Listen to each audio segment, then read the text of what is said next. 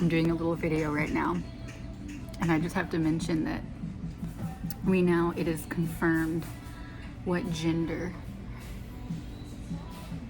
you are. There's a little girl who walked past our table and pointed at Wesley and went, "That's a boy." It has been confirmed.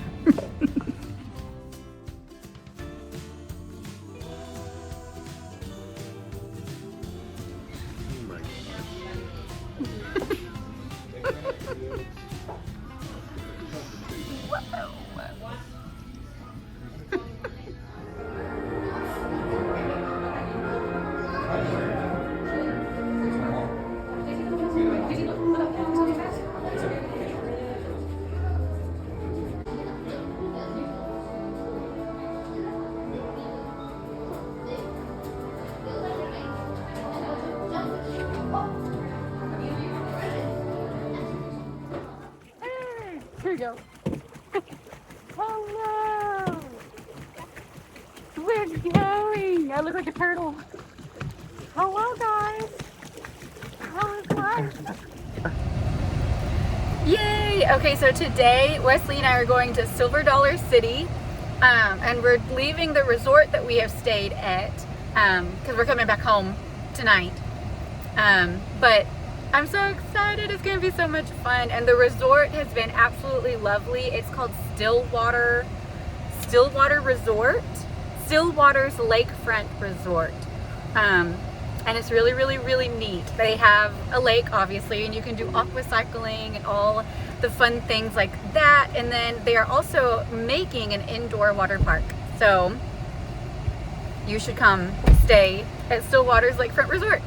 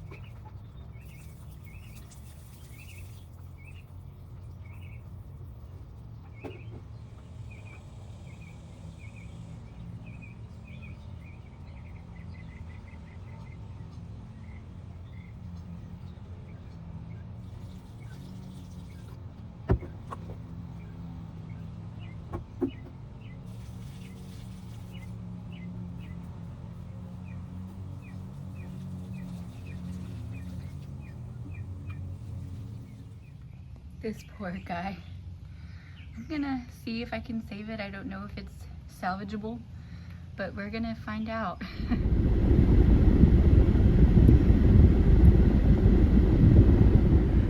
Hi everyone. I am very, very sweaty because I have a membership at HotWorks again. If you watched like super early YouTube vlogs that I put out, then you would have seen me going to HotWorks in some past vlogs back in like 2020, 2021, 22, and then in 2023 when I got married I discontinued my membership and I've just now renewed it, and so I'm going back trying to get into a more healthy fit lifestyle, and it has been so good and so nice. So that's where I have been, and I'm a hot sweaty mess. And then a really cool story. So yesterday, which was Friday, today's Saturday, but yesterday when I was doing a hot work session, another girl came in to the sauna, and she was like, "Do you recognize who I am?" And I was like, "No," because I didn't have my glasses on because you sweat so like bucket loads in this dry heat sauna. And so I was like, I don't know. And then it ended up being a girl that I knew back in junior high school, really junior high school. In high school, she went to a different school, and so we didn't we didn't really keep up with each other. But it was so nice. We have done 2 sessions together, exchanged numbers, and have just kind of caught up on our lives, and it has been so nice. So now I have a workout buddy and kind of rekindled friendship with her. So I'm super thankful. Today is going to be a productive day in the life. I have watered my plants this morning, did my workout session, was gonna try to get some Bible time in before Hot Works, but it didn't end up happening because my cat threw up and I cleaned it up, and then I didn't really have time to do anything else before I had to run to get to Hot Works, to get to my Hot Works session. But today we are going to be mailing books, copies of my books, to two of my friends who were part of my street team. So we're going to be doing that today.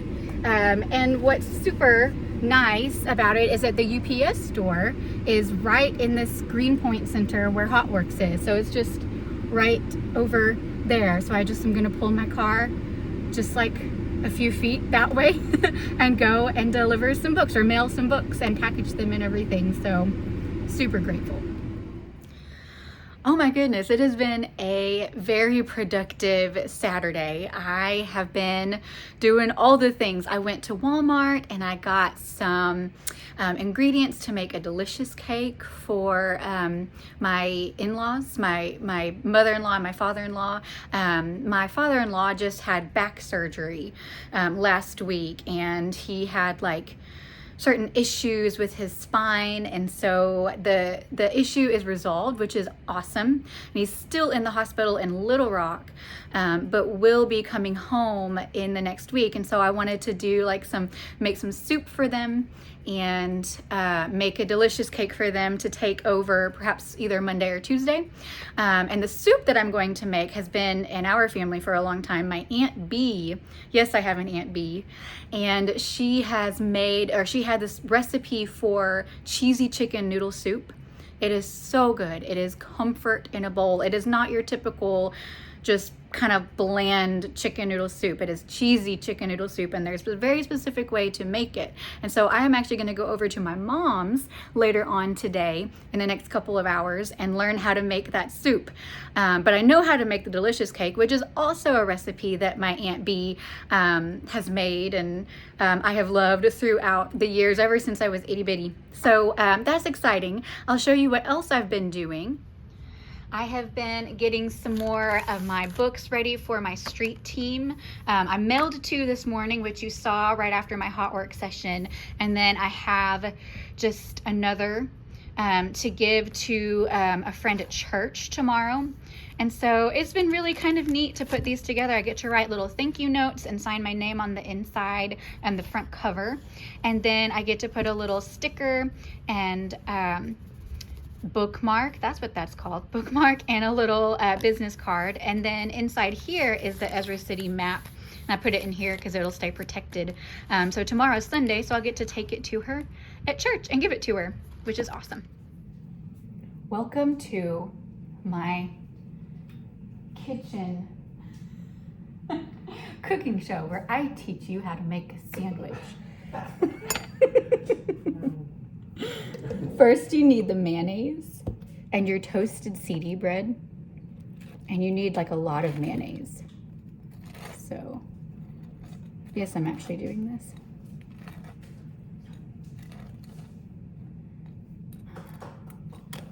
Yes. To slather up that mayonnaise on your CD bread.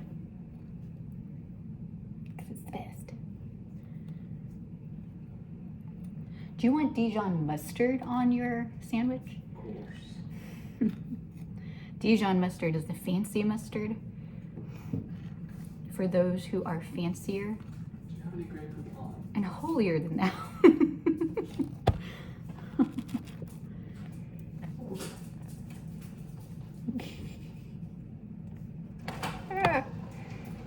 Sometimes you get mayonnaise on your finger and you can lick it. Because we're inside of our home. Okay, the second thing you need is an abundance of cheese.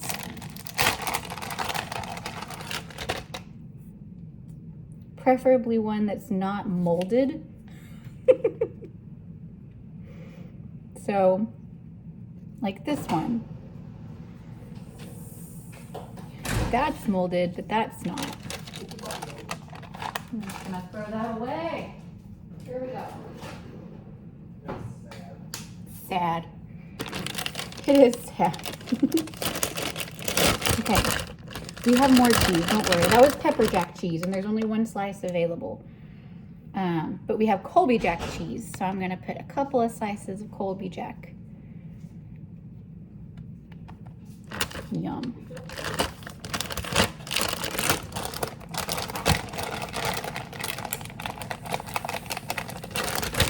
And then you gotta get some good old turkey. This Hillshire Farm turkey. It's processed meat, which is probably really bad for you. But it tastes good to me. So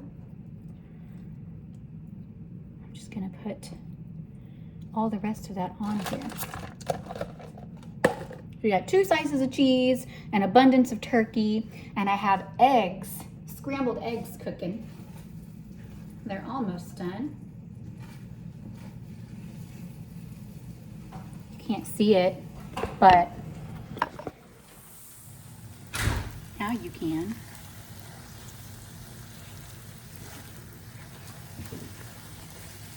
So we're gonna scramble some good old eggs and put that on our sandwich, because I feel like an egg always makes a sandwich better, whether it's scrambled or fried or boiled.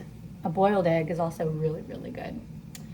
And the eggs, the scrambled eggs, has some turmeric and salt and pepper. But turmeric is super great, and it's also super good for you. It's anti-inflammatory, and it makes your eggs taste so good. Okay, so while that simmers, we're gonna do an abundance of lettuce. I can actually get it out of the bag. So this lettuce is kind of wilted, but don't let that alarm you. It's still edible, at least so far. And my husband is like a rabbit, and he prefers his sandwiches to be just overwhelmed with lettuce. So he's gonna get several of these, and I will probably just take one. So much lettuce. And then we have his Dijon mustard, which he loves. So I'm gonna slather that on there. And we also have a nice, delicious Roma tomato that I'm about to cut up. But I also need to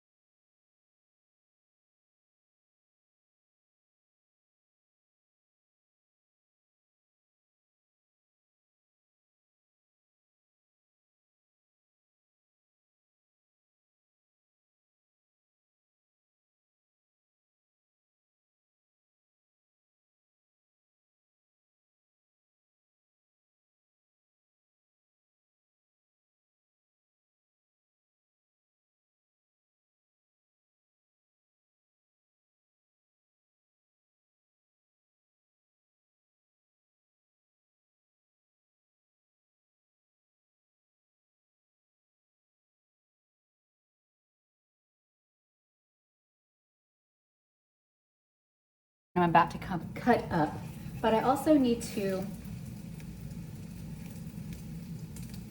finish these scrambled eggs really quickly.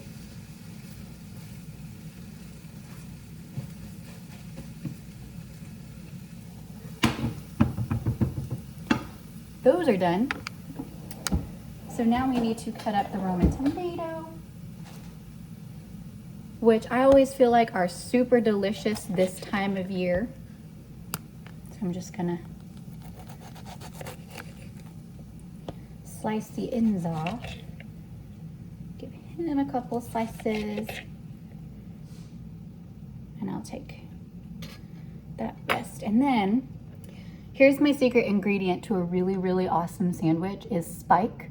This seasoning has like everything you can imagine in it that makes everything taste so good. So it sometimes gets dry in the glass, so you have to like shake it up and sprinkle however much you want. So spike, which you can find at your Walmart. And then got to crunch everything down because it's a really big sandwich. Oh yeah, but he also needs eggs on his sandwich. I forgot about the eggs. He also needs a plate.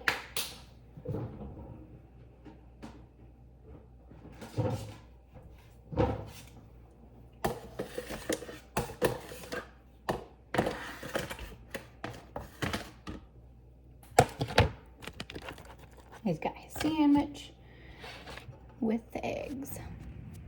One last thing I was gonna do is start trying to give some writing advice because I've been asked, I think on one of my previous And it's going to be that YouTube kind vlogs, of sandwich that's just going to like fall someone apart had just in your asked mouth me and just fall that apart they, completely, you know, they so are that you wanting to write a probably book. need a They are fork writing a book, and do to I have any actually eat advice for any aspiring writers, we like aspiring that? authors? So, And I let me probably have know loads of how you advice. make your What exactly they are, I would need to really do some sitting and like pondering, but I can think of one, and I can share kind of like a story that goes with it, just personal, and that's basically that when I finished my first dark book, the in Ezra City this Chronicles house book right one, now. Evergreen and the Silver Tree, and it's which only like I what, have 7 or re-released now that I'm an 7:30. indie author. But Just recently, I finished just in the making last the month cheesy or so. chicken noodle soup with my mom. I finished that And book, had and a I was able to good, write visit it and pretty chat with quickly. her and When with I first her started dog, writing, because I was Bandit. such a newbie, I had never And written now a I book am before. back I home wasn't really with the soup thinking about publishing at the and time. with I just my wasn't. dog Biscuit, who I happens think to be I was just Bandit's really brother. free. Like I was just doing it And, for joy, and I just felt so really yeah, free I in just it. got Like home I could and write what I everything's in the wanted. I fridge, wasn't and I worried am about, excited to you know, have what's some of this the soup person because gonna there was think? enough Is it any for good or not? us to set Because aside I enjoyed for, it. It was something that I enjoyed. Wesley's parents, my And so in-laws. I But then there was finished also enough writing to, like, it rather have quickly. for us It was as definitely well. a rough draft. It definitely So needed that's gonna editing. be super And then I got exciting. into the Isn't it, editing Biskin? zone and in critique groups. gonna be so and yummy. spent He's a smelling- long he's time smelling his before it brother. ever He actually said, "Why got didn't I published get the to first go? time, which was Why traditionally published. didn't I get to go? And that still was like a good experience. I think that was necessary for anyway. me to learn more about the craft and the sniffing. art of writing. And so so I had yeah, spent I'm just so much sat time here and editing resting and re-editing and I'm gonna try to do and some chopping writing. and I'm not adding sure and if I'll be able to do a chopping whole lot because again, now my to brain is this starting book, to this get in one sleepy, tired book. mode. But and, I want to do, you know, finally some got it writing. published. So I'll take And you along then for that journey. I had and already also, had at least spent some sort time of an idea today because I'm more of a in the pantser Word than a reading. plotter. So I had sort of an Hold idea on. for a second book, Biscuits being weird. which is reading the one Second that I am Samuel hoping to publish. You know, 22. at least before the end of I didn't the year. get through all of it because I'm reading it and rather slowly. Yeah, I and don't just want to kind of like give you pondering a things. date, but I do want to say Yes. that I am done.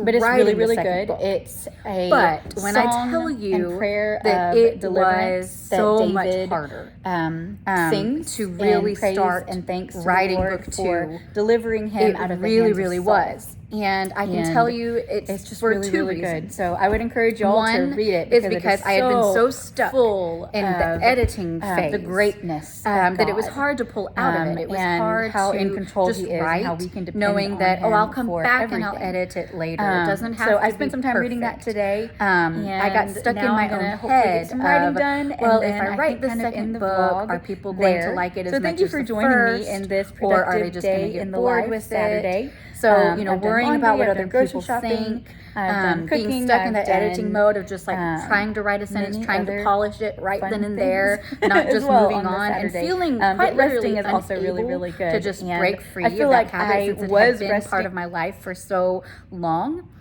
So that made it difficult to begin with. But then you add to the fact that I didn't really start writing it until 2023. When I got married, I became a bonus mom of 3 wonderful, beautiful children. I moved into this house, my marriage house, if you will. I moved away from my parents. My job title at work changed. And then in the span of 2 weeks, my grandma passed away and my dad passed away. It was just boom, boom, boom. My car died. I had to get a new car. Boom. That was like another thing. It just was like this never ending, like I couldn't get adjusted to one change before another change happened. And it quite honestly was just like breathtaking, it was overwhelming. And I did not have the capacity, the mental capacity to dive deep into writing book 2. I didn't feel creative. I didn't want to be creative.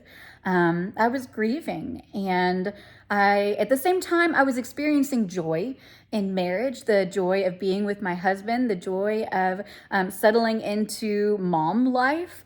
But that's also change, even beautiful change can be hard. And especially when you are adding that into the mix of the brutal change of grief, not only of one person, but of 2.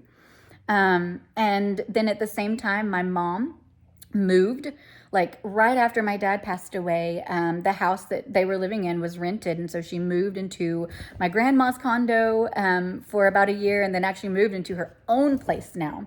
But that move, like moving and then helping with finances and all of those things that kind of come after someone passes away, all of those things were hitting at the same time.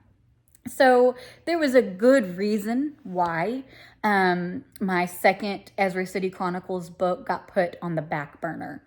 And I can remember nights of coming home, sometimes late, because I would be helping my mom package up stuff, or helping her, get moved, and then, would get home late, know that I would have to work the next day. There would be nights when I would go to bed early. There would be evenings when I would get in the bathtub and just stay there for long, long time. And those were all like things that I think that I needed to do. Like I needed to rest and take it easy when I could.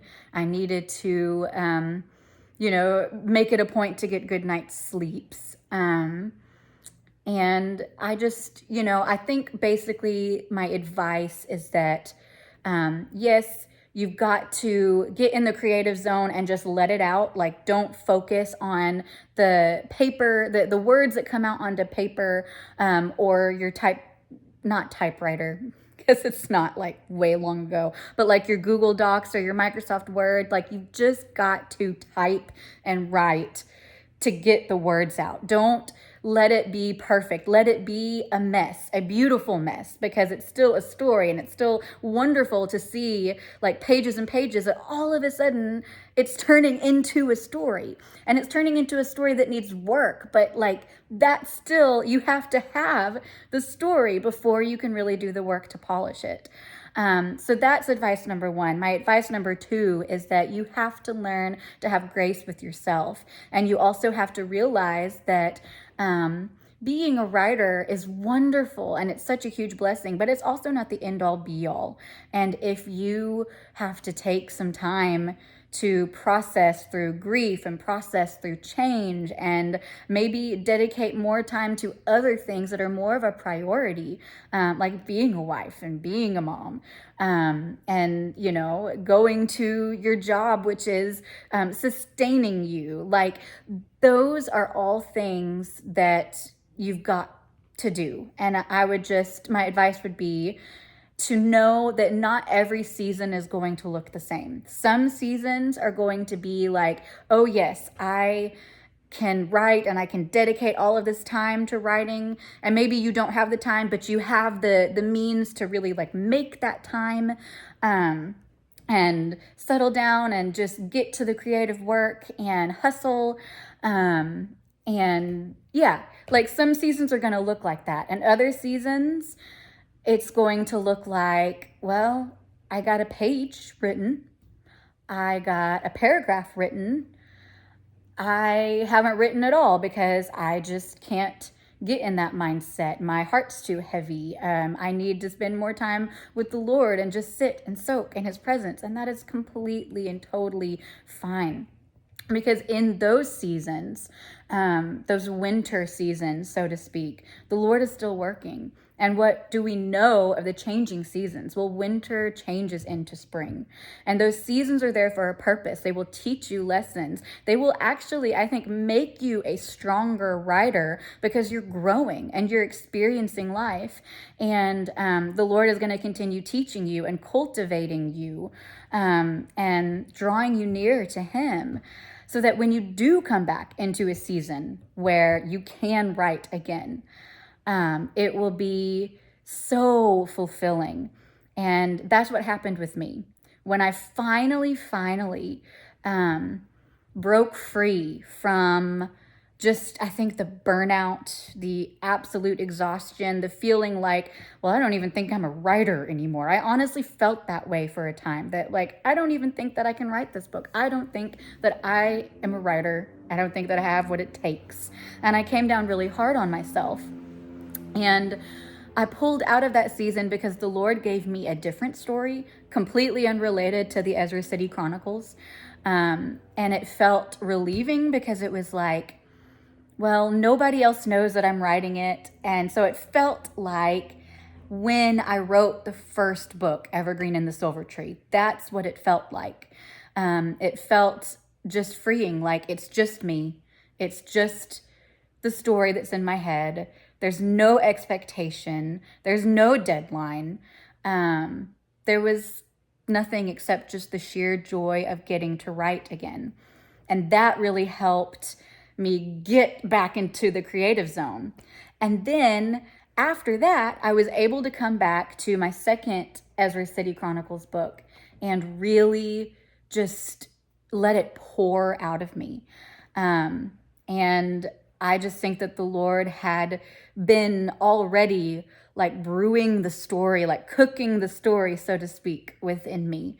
And I got to tell you, I think that's part of the reason why I love the first book, and I will always love the first book. But this second book, once it comes out, y'all, it is one of my favorites. It is so good. The character growth, the struggles, the flaws, and just the storyline. It really just poured out of me, and it's not tooting my own horn. It's really just giving glory to God and knowing that he is the one who is the author of my story, and that every season is there for a purpose. I think that that is something that he still is teaching me, and that he really taught me to prepare me for the second book. So yeah, that is my big writer advice portion for you guys. And so I hope you enjoyed that. If you want more of these types of videos of me just chatting with you guys about writing advice or book reviews or what have you, let me know in the comments below. And thank you guys so much for watching.